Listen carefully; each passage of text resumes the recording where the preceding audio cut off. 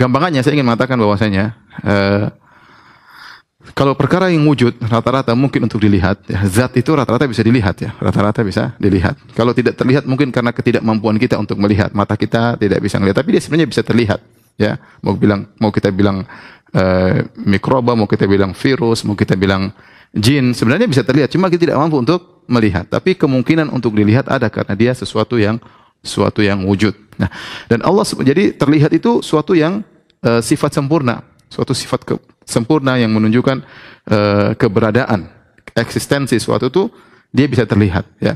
Oleh karenanya, karena Allah yang maha wujud, maka dia lebih utama untuk terlihat. Kita bicara secara akal, ya. Ini secara akal bahwasanya karena Allah maha wujud, maka dia lebih berhak untuk terlihat. Namun kita tidak bisa melihat, kenapa? Karena ketidakmampuan kita.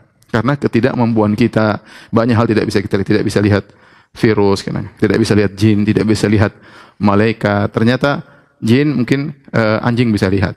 Ternyata malaikat bisa dilihat oleh ayam misalnya. Ya, ayam berkokok dalam hadis, ya.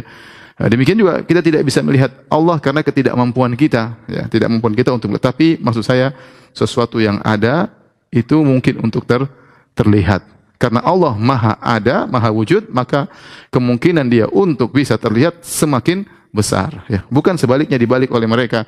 Justru tidak terlihat adalah kesempurnaan. Ini salah dalam logika berpikir. Gimana tidak terlihat suatu kesempurnaan? Kalau gitu bedanya dengan kalau gitu sesuatu yang tidak ada semakin sempurna.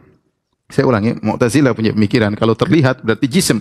Berarti Allah itu sempurna kalau tidak terlihat lah. Kita bilang bagaimana kita memuji Allah pada sesuatu yang dimiliki oleh sesuatu yang tidak ada? Bukankah suatu adam, al-adam maksudnya suatu tidak ada, tidak terlihat?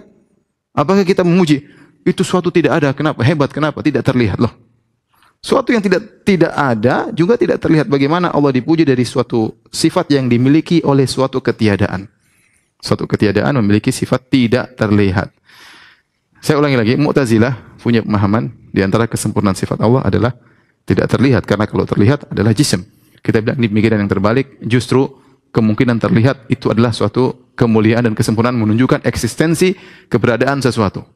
Buktinya kita melihat banyak hal, kita tahu dia ada dengan kita melihatnya, Adapun banyak hal tidak bisa kita lihat bukan karena tidak ada, bisa dilihat tapi kita tidak mampu untuk melihat. Ya, oleh karena jika wujud mungkin untuk terlihat, ya, maka Allah maha wujud, maka kemungkinan Allah untuk terlihat lebih kuat. Dan ternyata Allah kabarkan pada hari kiamat Allah dilihat.